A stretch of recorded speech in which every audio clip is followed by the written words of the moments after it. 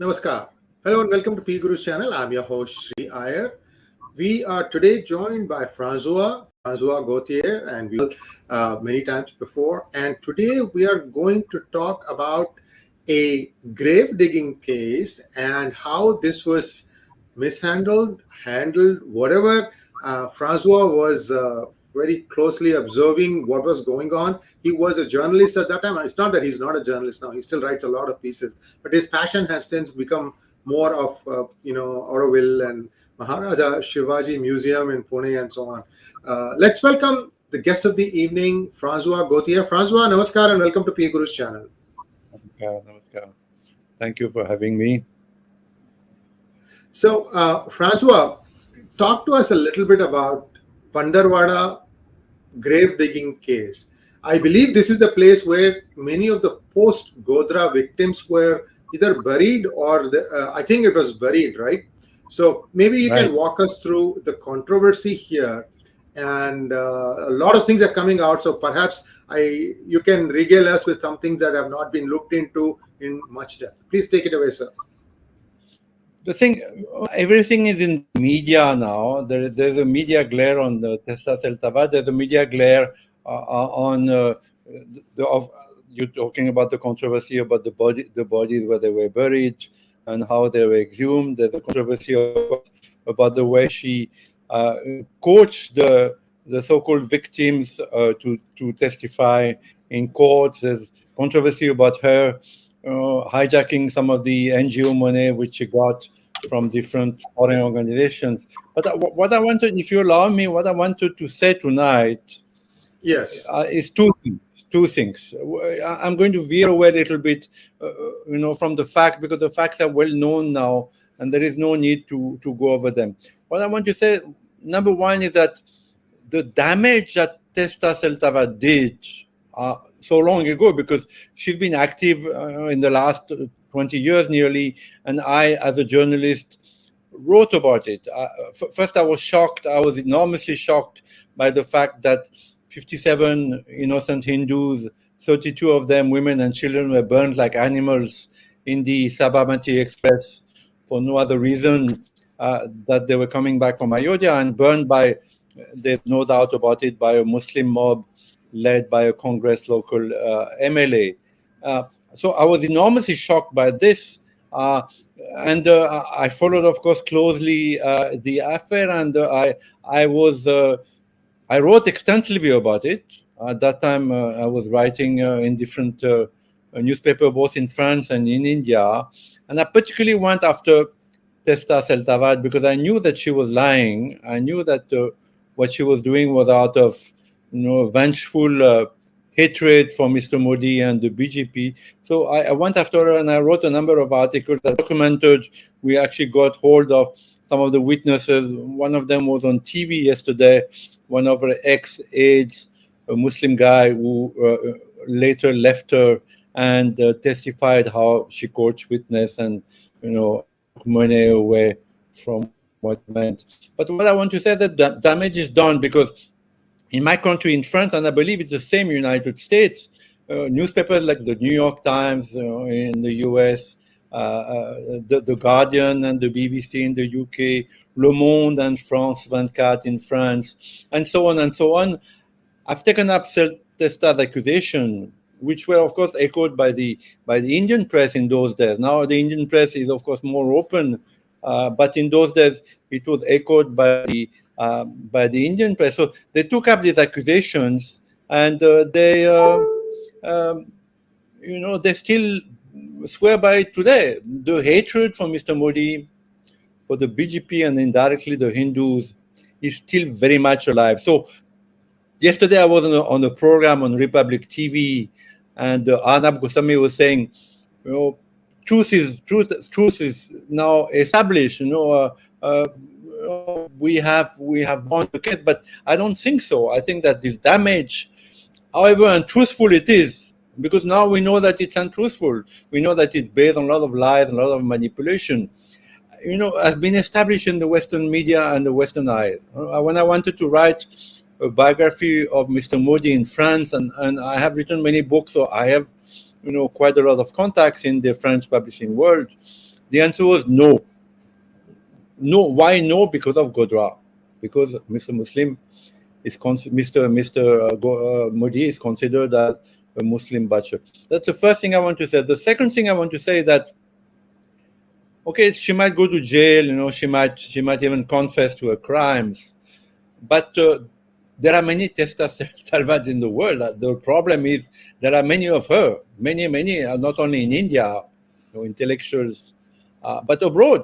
People like Amartya Sen, who's a Nobel Prize, and a very renowned person abroad, not so much in India anymore, or people like Arundhati Roy, who have lost all credibility in India.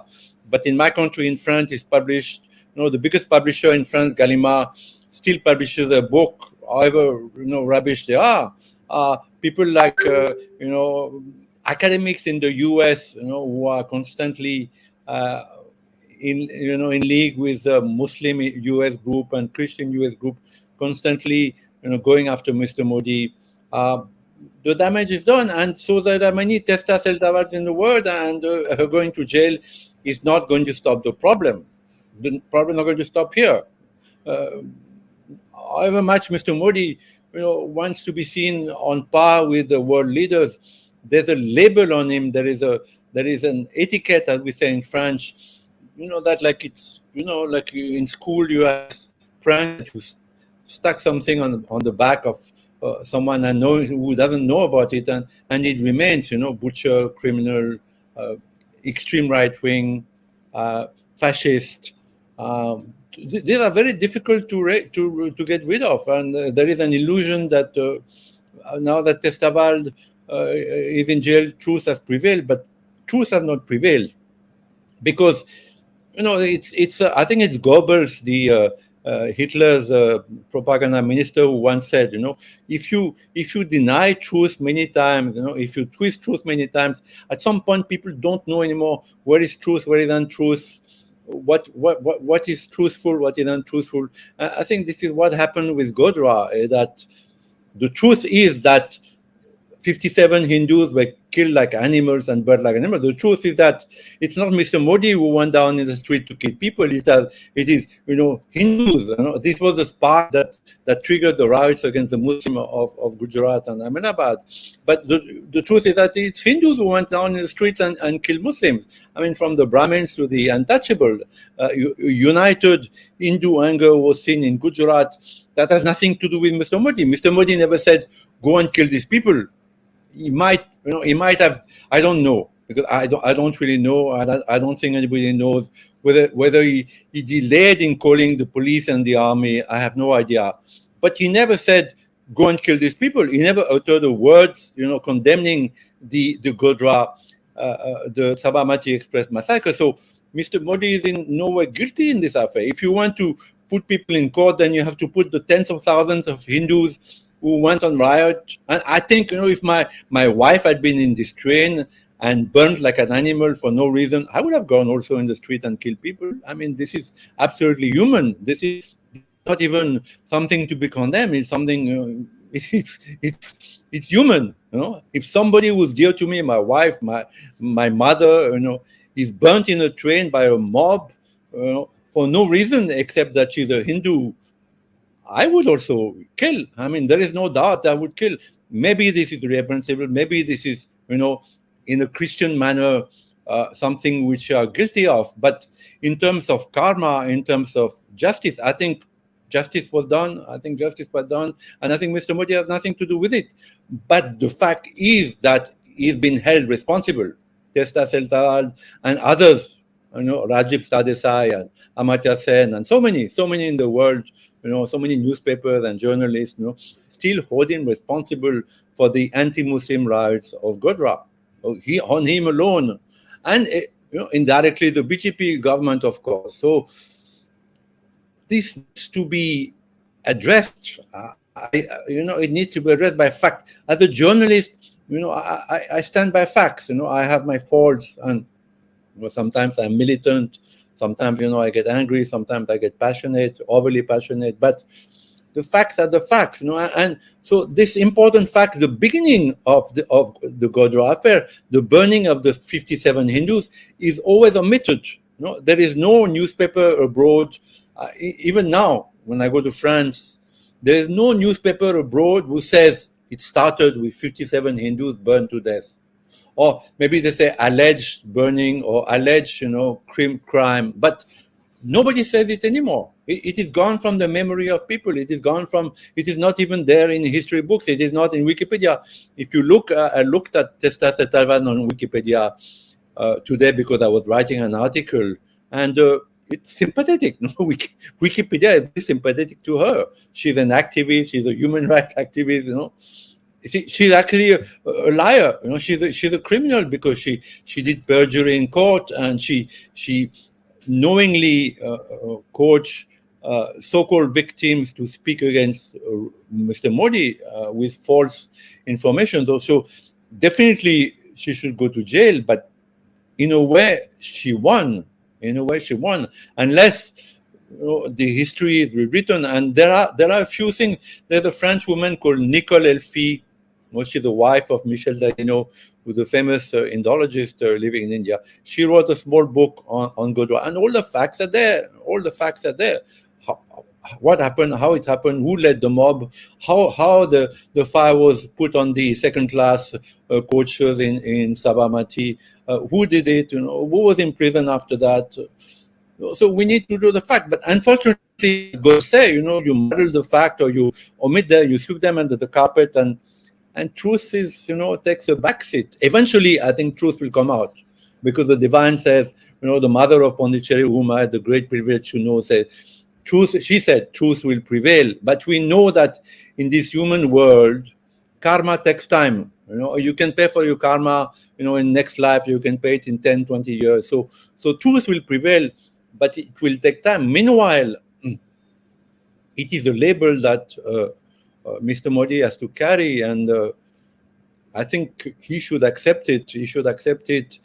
Because so far history has been, totally twisted. The facts of Godhra have been twisted, but it's something that holds on. It's something that holds on, and the newspapers, whatever you say about newspapers, and people don't read newspapers anymore. But they still rule the roost. Today, what Le Monde says in my country is taken up, by the most innocent people. My family, people in my family think that Modi is a monster, that India is a dangerous place for women, that Muslims are persecuted in India, and the US itself says it officially. However much Mr. Modi may shake hands with Mr.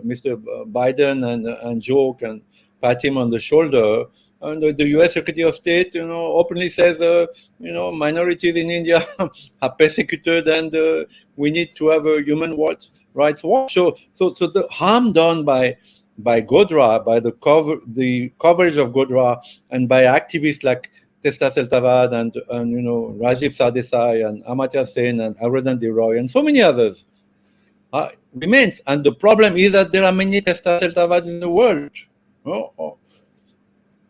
If we want to go a little deeper behind the scenes, that is my perception. It's a very private opinion, but what is called Hinduism is a spirituality. It's a universal spirituality. It's probably the last knowledge in the world. It is something very precious, very, because it is the only, spirituality that says, the world is one family, and explains what happens when you die, why you're reborn, and what is karma, what is dharma, what is an avatar, how God is born at different times using different scriptures. Because that is so precious, it is being under attack. So behind the attacks against Mr. Modi, behind the attacks against the BJP, behind the attacks against Hindus and Hinduans and India, there is what is called, we are in a little bit of, difficult territory.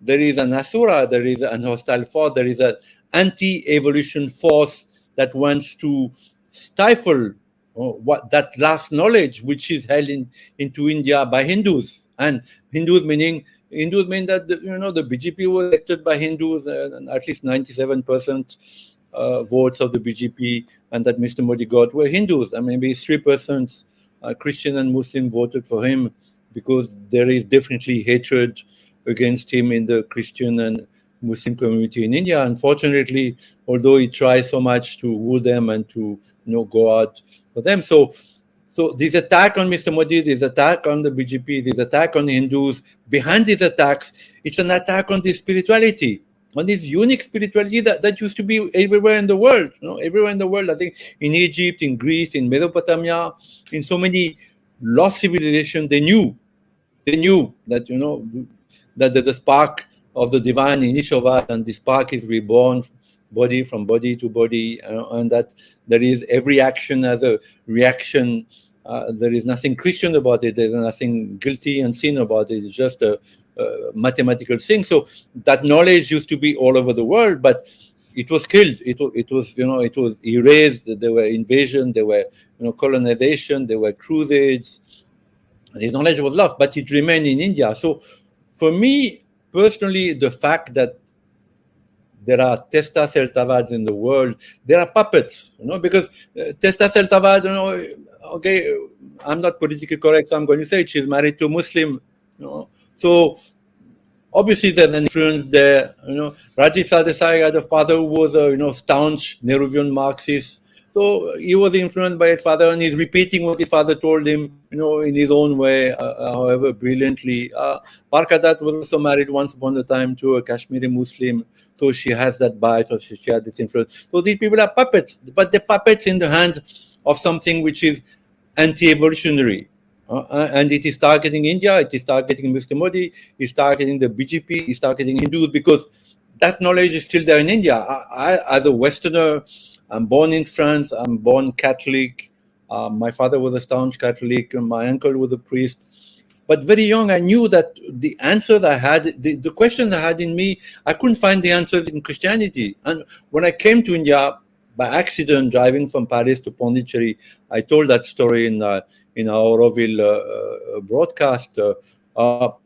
The minute I arrived in India, the first night in India, I felt that this knowledge was there. It was not a mental thing. It was just an intuition that in this country, which has been so much invaded, and is today still so much under attack, that knowledge is there, present in the soul of India. Mother India, the Shakti, is very much present in India. So this knowledge is still there. And when you go everywhere, some places in India, I have felt it in Pune, I felt it in Delhi, of course, that first night when I came to India. I felt it even in Srinagar. In Srinagar, when it was under attack, the worst times of separatism in Kashmir and the Valley of Kashmir, I felt that that knowledge was still there. And so Kashmir was worth preserving because that knowledge is there. There's so many sages and avatars and sadhus who meditated in Kashmir, who did tapasya in Kashmir. That knowledge is there. So the Teesta Setalvads of this world who are attacking at the moment, because it's like a Hydra monster. You cut the head, but another 100 heads grow up. So these are the enemies. This is what the Hindus and Mr. Modi and the BJP should tackle. Who are these people who are always attacking Mr. Modi, attacking the BJP? Who are they? But there are many of them. Some of them very well known. I said, Amartya Sen and Rajdeep Sardesai and the New York Times and the Guardian. There are many academics in US universities, Hindus at that, who are feeding the American government with false information. And so these people should be tackled. There is a war going on. I think, we are in the Kali Yuga, in the Hindu parlance. We are still in the Iron Age, what the Tibetans call the Iron Age, a difficult time where things seem to be always going for the worse. But Satya Yuga will come. The age of wisdom will come. So meanwhile, there's a battle going on. You can call it the second Kurukshetra battle, and this battle is being fought right now. This battle is being fought out. Teesta Setalvad is only one of the soldiers on the other side. What India lacks, is soldiers to fight these hydras, to fight these asuras, these rakshasas, or I don't see, I mean, there are people like you, and there are few people who are, vocal, and Sanjay Dixit in Jaipur. There are a few people. You need some prominence. You need some, media. You need to have tools like this one. But I don't see many people. I don't see many people in India who are ready to fight this battle, because it is a battle going on. I mean, it's not only Teesta Setalvad, but at the moment, of course, the Congress backed, and the Congress at the moment looks defiant. But Mr. Rahul Gandhi still has swear. He still goes abroad and meets heads of states, and gets a lot of fans from well-wishers. So this battle has to be fought ruthlessly. I think the Kurukshetra battle was fought ruthlessly, and Lord Krishna was very clear to Arjuna that he had to fight. Even that meant killing, and that you didn't kill the soul, you killed only the body. The soul was immortal. So Teesta Setalvad is one episode which might be over, but one, she did a lot of harm, and the truth has not prevailed, as many are saying. And two, there are many Teesta Setalvads in the world. That was the purpose of the article I wrote today, to say that let us not gloat. Truth has not prevailed. Okay, Teesta Setalvad has been caught. Maybe she will confess, and she'll go to jail for some time, but she'll have good lawyers and a lot of well-wishers. It may be even that some Western heads of state will intervene on behalf, because she's a so-called human rights defender, and she'll go out of jail. But there are many Teesta Setalvads in the world, and unfortunately, many of them are Hindus. One can understand, one can understand that, I'm a Muslim and I feel that Islam is under attack in India. Okay, I am against Mr. Modi. One can understand that I'm a Christian and I feel that, Christians are under attack in India. But Hindus, who are the majority in India, who are a well-endorsed community all over the world, whenever they have gone in the world, they have done well. Hindus who've gone from here to the US, they got their education in India, and thanks to that, they were able to go to the US, get scholarships, get education, achieve some posts, become teachers in university. These people, when they attack India and Mr. Modi, they are, I'm sorry, I mean, they are cockroaches. They are cockroaches, because it's like they're attacking their own people. They are betraying their own people. The people who gave them everything, who they are now, is thanks to this wonderful country that is India, and this wonderful spirituality that is into them. So the Hindus were attacking Mr. Modi and the BJP, and Teesta Setalvad was a Hindu. I mean, she was married to a Muslim, but she was a Hindu. The people, I'm sorry, but they are cockroaches. They are people that I personally, as a lover of India, although I'm not a Hindu, or I'm not an Indian, I feel are despicable. They are despicable people, and it's a crime against humanity. Francois, I want to come back to our topic, which was the Pandarwada grave digging. So these were the bodies buried. I'm assuming that these were the Muslim bodies that were buried. And somehow Teesta Setalvad tried to move the courts to open those graves again. What happened in this particular thing? And where is Rajdeep Sardesai involved in this? I think Rajdeep, there was an interview of Teesta Setalvad by Rajdeep on TV. I forgot what was the date and what was exactly said, but she got police permission to open this grave, didn't she? I think so. You're right. What happened, in my opinion, what happened was they were looking for some evidence that maybe perhaps these people were tortured. I really don't know. Why would you want to try and exhume the bodies? Because by the time they do all this, the bodies would have already been decomposed to some extent. Were they looking for like bullet holes or something? Like if they were shot execution style? Do you know? Yeah. I mean, I'm trying. You lived through that era. I did not. They wanted to implicate the police and Amit Shah, but I think Amit Shah did jail. Though he's a powerful home minister now, I think he did go to jail. I mean, you probably know better than me. But yes, he went to jail and he had to stay away from Gujarat for many years. Yes. Yeah, he did go to jail for some time. I think he went to jail for some time. He did.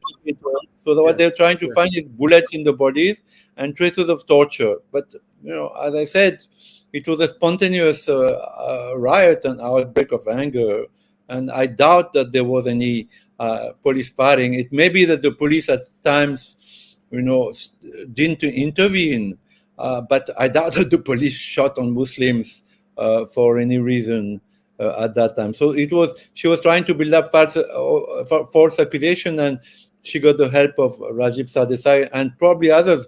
There was an officer, IP officer, I forgot his name, who also helped her.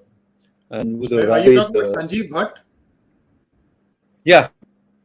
He's also Yeah, I'm jailed talking now. about. He's also in jail now. He's also in jail now, but for a long time he went scot-free. He went scot-free. Yeah. He has written so much scurrilous stuff against Modi. We don't know whether it is true or not because Modi never rebutted him. But a lot of scurrilous stuff has been written by him against Modi too. Francois, I'm seeing the comment section. We have a very active live audience who participate by way of making observations. One of the things that they are saying is that this entire thing, remember you said they were all puppets, right? These are all puppets. So who is the person who is moving all these puppets and what is the motive for this person? So, okay, there are different levels to humanity. There are different levels to this human play that is life and that, in your country is called Maya. One is a puppet, and the puppet doesn't really know why I don't think that Teesta Setalvad could formulate even today in a logical and a Cartesian manner that why did she do that? Why did she falsify evidence just to get Mr. Modi? I don't think she herself knows. So in that way, she's a puppet. And then behind her, there are other forces which are also visible, like Western human rights agencies, like even Western government. So people talk about the CIA a lot, but I don't think so. I mean, I don't know. I don't like this black and white plot. I do think rather that in the US, there's a nexus in the US. I mean, you live in the US, you should know better than me, of, Indian Christian Association, Muslim Indian Association, Western congressmen, who are ignorant or who have an interest because there are Muslim voters in their constituency, and some human rights groups, some think tanks. So they just come together, these people, and they fund. I think a lot of money goes to these NGOs. This is why Mr. Amit Shah now is clamping down very hard on NGOs. Unfortunately, NGOs like ours who do a museum and so many others who are very genuine and sincere NGOs are suffering because lots of money is pouring from this nexus, both in Christian organization to convert people, as well in people like Teesta Setalvad, and before that Zakir, what was his name? Zakir Naik. So they get trillions of dollars, from this organization. So this is the second layer. Now, these people are also puppets, and also puppets. So they're the puppet of what, in my opinion, and again we are entering a little bit of a subjective and invisible world. They are puppets of. The Christian call it the devil, but I don't believe in the devil. In India, they have a more, not black and white appellation. They call it the Asura. There are great. The mother of Pondicherry explained that there are great lords on this earth who control different things. There's a lord that controls the money. There's a lord that controls power over the police. There's a lord that controls falsehood. So there's an asura of the falsehood. Sri Aurobindo also speaks about it a lot, and I think different sages have spoken about it. The asura of the falsehood. There is a, in Christianity also they say that one of the angels fell down and became anti-divine. So in the same way, there are divine beings who on the around are trying to stop the good in the world, to stop the evolution in the world, to stifle whatever is good. So I think behind the puppets of the puppets, the first range of puppets, the second range of puppets, there is that lord of or falsehood, whatever name you want to give it, in Christian terms, in Muslim terms, in Jain terms, or whatever religion you belong to. There are forces in the world that do not want the world to progress. I mean, we speak always about pralaya, about the end of the world, and it is possible. It is possible. I think that if the Teesta 𝙒𝙬𝙤𝙦 of the world succeed in wiping out Hinduism, that spirituality, that knowledge, but the world is doomed, because there is no reason to live anymore. There is no knowledge left in the world. And I think it was wiped out in Egypt. It was wiped out in Greece. It was wiped out in America by I think the Incas had some knowledge. They had some inkling about what was the life about, and the Christians, the Spanish, and the Portuguese, they wiped it out. So there is an island, like in Asterix. There's an island left, which is under attack by the Romans. So there's an island of knowledge left, and it's there in India. I wish that Hindus would become more conscious of it, both of that knowledge and the need to protect it by our lives if necessary, because Teesta 𝙒𝙬𝙦 is just one puppet. There are so many active at the moment. India is encircled. Encircled from the Chinese. The Chinese are everywhere. The Marxists are still very powerful in India. They have gone from the world. Even you can't call China a Marxist country anymore, but they're very much alive in India, both in the intellectual world as well as in states like West Bengal, Kerala, and there's Christian conversion going at a very great rate in India, in the south, particularly in the south and in the northeast. And then you have the westernization of India, which has taken over so many other countries like Japan and Philippines. That if you ape me, the white man, in my clothes, in my way of talking, in my movies, in my drinking, you are a hep person. So this westernization of India, is probably one of the great dangers. And the vehicles again are the same people, the TV, the Congress, who say that copy the West and your problems will be solved. So Teesta 𝙒𝙬𝙦 is just one puppet.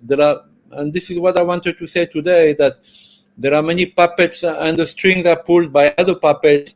The string of these other puppets are pulled by invisible forces that in India is called the Lord of Falsehood, or the Lord of Death, or the Asura, or the Rakshasa. The Rakshasa, smaller Asura. So this is what I wanted to say today.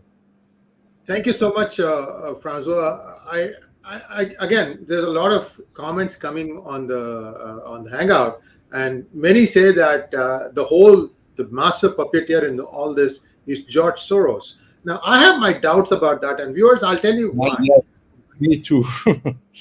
See, I'll tell you why. And Francois, please, Francois, just feel free to jump in once I'm done with my observation. Remember, viewers, George Soros is your Wall Street marauder. He ruined UK's economy under John Major's term. He forced the United Kingdom to jack up its rates to shore up the pound.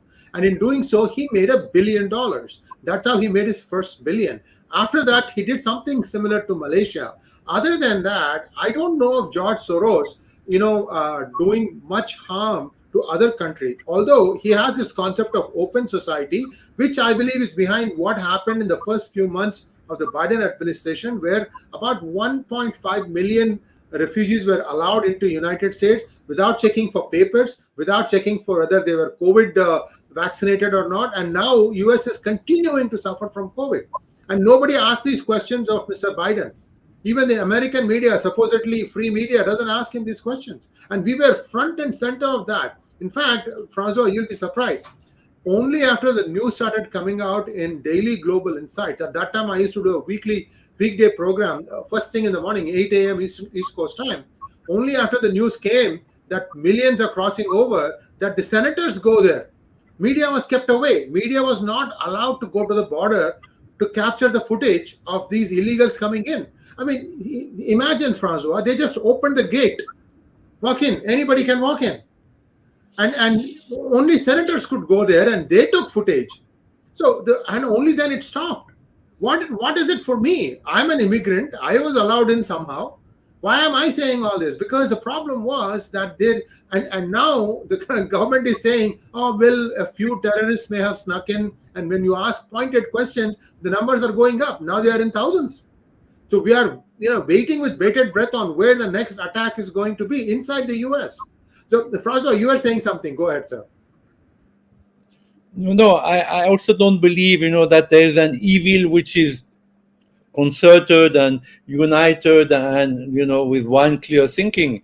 Often the evil has a good face, that Shrobino is also something that he said, is that often the evil looks like good. It's difficult to make out in the world, where is the evil, where is, some person who looks so good are actually, dangerous people. So it is difficult to have this, this, to be able to pick out who's evil. But definitely there are forces in the world that are inimical to India, and there are puppets who are, the instrument of these forces. So at the moment, what we need to go is after the puppets. You need an avatar, or you need gurus, and I think there are many great gurus at the moment in India that can deal with the with the invisible, with the occult forces. But at the moment, what we need to do is to go after the puppets, and catching Teesta Setalvad was definitely a master stroke. It took a long time, but it was a stroke. I see many questions, but yes, yeah. Yes, it's an important subject, and it goes. People are saying that wars. All these human rights organizations are saying that wars are wrong, and of course, in the human psyche, we don't like violence.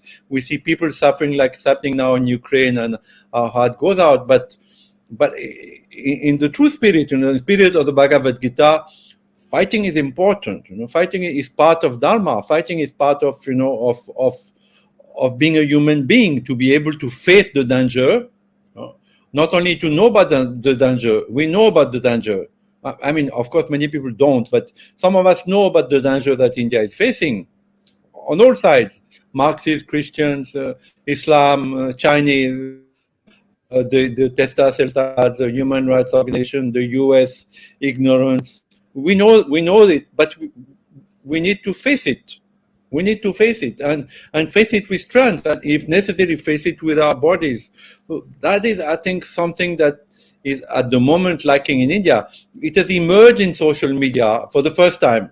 Actually, I saw one of the comments is that that in social media truth has come out. It is true that thanks to social media, there's an awareness that has been created. There's an awareness of what's happening. There's also a fighting spirit that is emerging in social media, but this is not enough, because we see that we continue to see that the mainstream media, all the great correspondents, Western correspondents in Delhi, all the great newspapers in India, whether it is India Today Group or Indian Express, are also puppets, also accomplice of this anti-Indian, anti-Hindu, anti-Modi, anti-BJP, anti-spiritual attacks. So Hindu needs to face it. They still are a huge majority, 1.2 billion in the world. Hindus, I think, it's no mean number. Educated people, well-to-do people, intelligent people, but lacking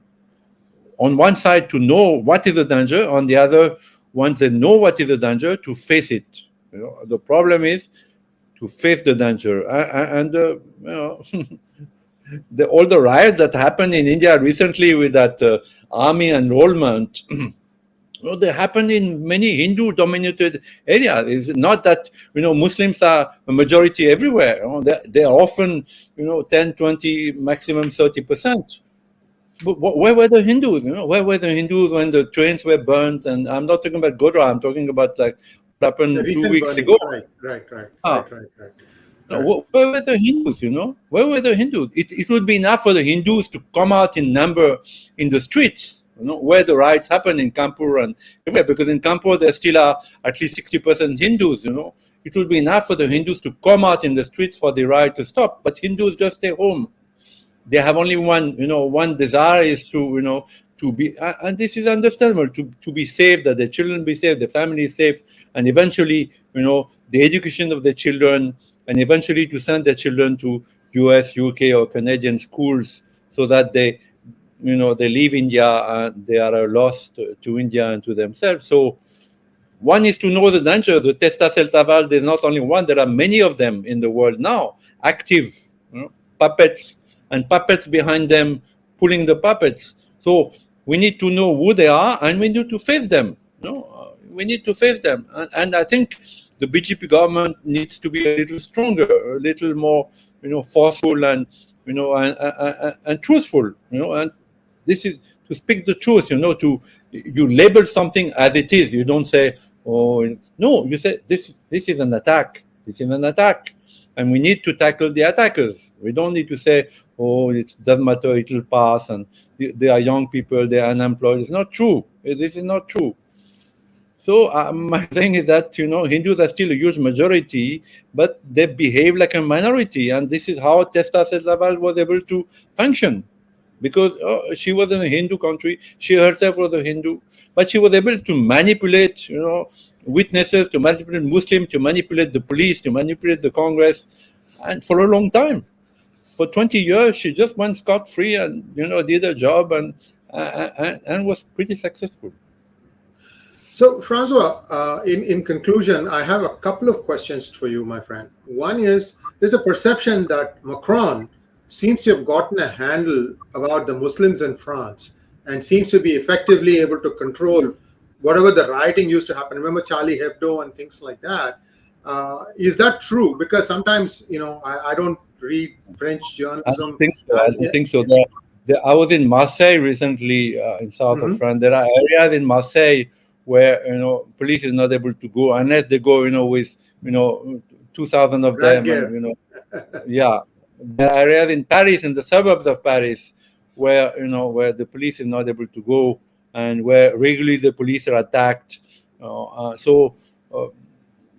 I don't think so. I don't think Mr. Macron is being able to control, and it's not an easy problem.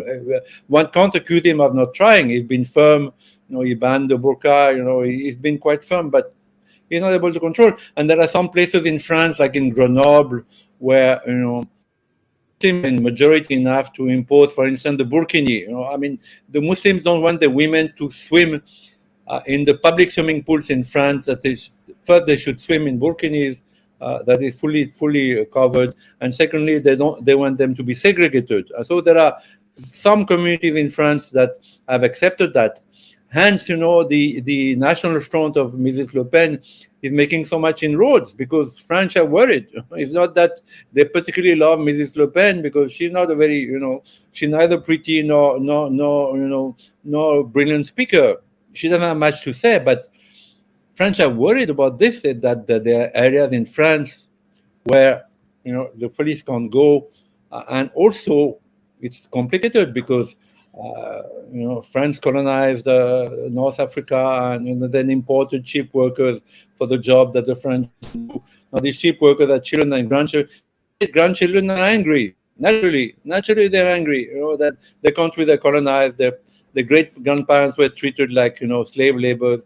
So there's an anger also that is karmic. You can't say that it's totally that the Muslims in France are totally completely savage. There's an anger which is karmic, which is just also, which maybe express itself violently, but there's an anger against France, and I don't think that will go easily. It'll take time. Well, last question for you, Francois, because what you said about people migrating to United States and United Kingdom and other Western countries, even Australia. Yeah. Well, I have a problem right now. I have a congresswoman who takes up a false report called the USCIRF report, where it states that India is a country of particular concern, and that the report is compiled by a Muslim, by Pakistani American, with a known tilt towards writing anti-Modi, anti-Hindu articles, and we have brought out all this stuff, and it hasn't stopped this Congresswoman from trying to move a resolution against India specifically. This resolution is now submitted in the Congress. I know Now the problem, the question I'm going to ask you, Francois, is there is awakening now. Hindu Americans are realizing that they are being slow cooked. They are realizing that, and the problem is that still many of us are very intellectual, Francois. They feel individually they know the situation best, and somehow they shut themselves off to a lot of proof that is supplied to them. You tell me, Francois, my friend, how do I open the eyes and ears of those who refuse to look at the proof? You're doing it, man. You're doing it. I mean, you're doing your job and you're doing your dharma and you're doing your best. And this has to be repeated by many. I think it'll come. There will be because of Mr. Modi coming to power, there is a little bit of nationalism and pride of being Indian, which is coming. So eventually, there'll be other people who will come and they will stand up. But at the moment, we are lone voices. Your voice is the lone one. My voice is a very lone one. I mean, France, I'm the only one that I know that that stand up for Mr. Modi, the BJP, Hindus. I'm the only one that I know. And the forces that we are against are tremendous. Like you said, the US Congresswoman, she will probably be able to pass that resolution because there are many in the US who believe that human minorities are persecuted in India. Also, it's a way for Western nations to get rid of their guilt, and they think they will please the Muslim minorities. This things at least the Muslims, American going after Mr. Modi. Same way in France, they think that they will please Muslims by saying bad things about India, but it's not true. You cannot please these people. They in their religion they think that we need to control the world, that Allah needs to rule the world, and okay, we can't say anything against that. It is in their scriptures, but unless there are more people like you and me that come up, it looks like a losing battle sometimes. Yes, it does. It does. And but we're not stopping. We're in fact getting stronger and more resolute. We keep writing our books. And quickly on your new book, how's your book on history doing? No, good. So this is my best book so far, an entirely new history of India. I wrote it in French first because I wanted to, as I said, I wanted to educate the French about India. So I wrote it in French. So I was very careful because first the French are ignorant about India. I had Secondly, be balanced because I cannot say something like I say now on this program in a French book. So it is not only a very well documented book from prehistory of India till today, till Mr. Modi, but also it touches every controversial aspect of India. Everything that has been controversial, whether it is the Aryan invasion theory that has long been discontinued, or whether it is Ashoka the Great, that Nehru made a symbol of the new India, whether it is Mahatma Gandhi, whether it is the iron or the horse that India was not supposed to master. So it touches all these controversies on the Great War of Independence, which actually was a war to reinstate the Mughal Empire. So it is wrongly depicted even in BJP books as the first war of independence, but actually the first revolt against the British, was a very savage war, and there were great heroes like the Rani of Jhansi. Was the war to reinstate the Mughal emperor. I mean, let us be clear. So in that book, I touch all the subjects. So it's my best book, but books are difficult. I think it's doing better in India than it is doing in France. As I said, the French are not first, they're ignorant about India, like the Americans are, and also there are many newspapers like Le Monde, and there are many Indologists who are hostile to Hindus, to Mr. Modi and BJP, and at the moment they rule the roost. I mean, they are the ones that the newspaper call every time there's an election. They're the ones who appear on TV. So I'm also fighting a lone battle, but I think you fight the battle and then leave it to the divine. I try to have that attitude. Yes, indeed. Karmanyevadikara ma phale sukadachana. So thank you very much, Francois. In my book, you are more Hindu than many Hindus. because you've taken the tapasya, you've done the tapasya to understand the beauty of this religion. Thank you very much, sir. Namaskar.